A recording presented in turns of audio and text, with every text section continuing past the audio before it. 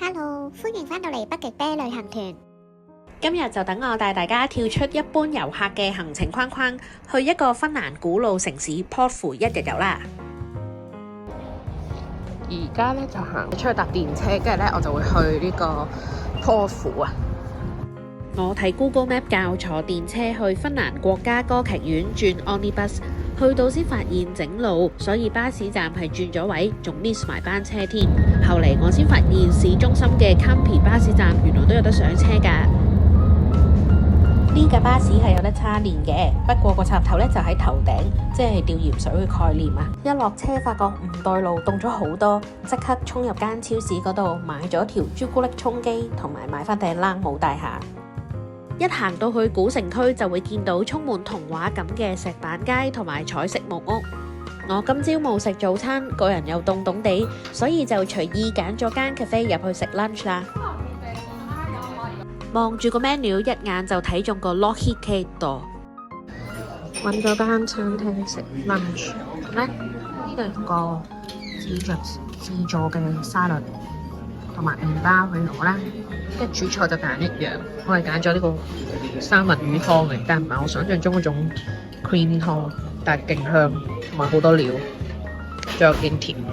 今日係藍莓批，最後咧仲可以喺後面攞咖啡嘅。食嘢啦！香港嗰啲三文魚超級滑，我冇試過湯三文魚湯啲三文魚係咁滑嘅，正 juicy 正。食完飯係時候正式欣賞 Porvoo 嘅風景啦。呢度保留咗歐洲舊城區常見嘅石板街路。行到去古城嘅中心，你就會見到中世紀嘅 Porvoo 大教堂，感受佢嘅歷史同埋文化。而家咧就行緊去叫做去行山啦，咁咧其實都係啲家樂徑咁樣好容易行嘅地方嚟嘅。我哋嘅目的地叫做 Isolinamaki，Iso 係大咁解 ，Lina 就係城堡，而 Maki 就係山丘，所以直譯呢，我哋嘅目的地就叫做大城堡山啦。見到少少呢個指示啦，就係呢個 Isolinamaki。咁咧，呢個係呢個 National Urban Park。Let's go！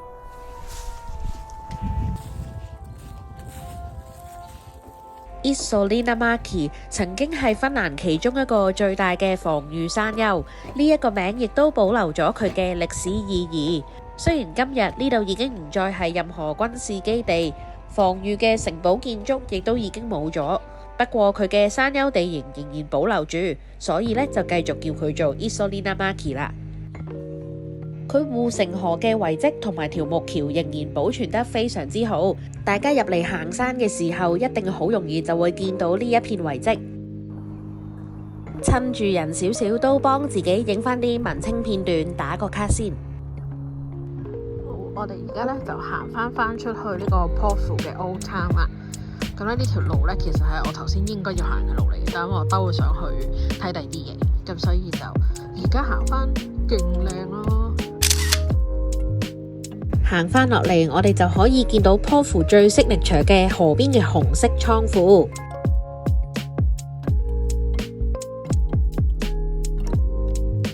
去到中央廣場，我就行返去 Home House 博物館。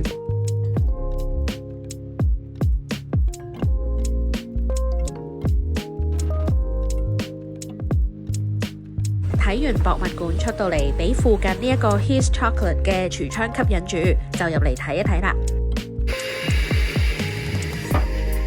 唔好睇佢鋪頭細細啊，佢嘅產品種類非常之豐富。我買咗一啲少見啲嘅調味料。仲有 Porvoo 本地 Roastery 自家烘焙嘅咖啡豆，當然唔少得就係一杯咖啡即刻飲啦。如果你有睇開北極啤旅行團，一定會成日聽我提起 Fasa 朱古力。不過今日嚟到 Porvoo 就同大家去另一間朱古力牌子度睇一睇啦。之前咧就係同大家介紹呢個 Fasa 朱古力啦，咁但係其實咧芬蘭仲有好多其他 local 嘅牌子咧，都係好出名噶。咁今日咧就同大家嚟呢一間 Brunberg 171年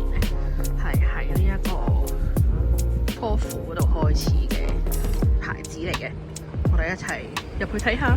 Bloomberg 嘅產品雖然喺超級市場或者便利店都會揾到，但係 Porvoo 係 Bloomberg 嘅發源地，佢嘅總部同埋生產工廠仍然係喺呢一度㗎，所以一場嚟到梗係要入專門店朝聖一下啦。呢一個 Porvoo 專門店先有得賣嘅購物袋勁靚啊！買好晒手信之後，Porvoo一日遊就嚟到呢度啦，係時候要去揾巴士出返 Helsinki。傍晚出返去 Helsinki， 我係 book 咗一間好特別嘅餐廳食 dinner， 下一集就會同大家慢慢介紹，記得睇啊！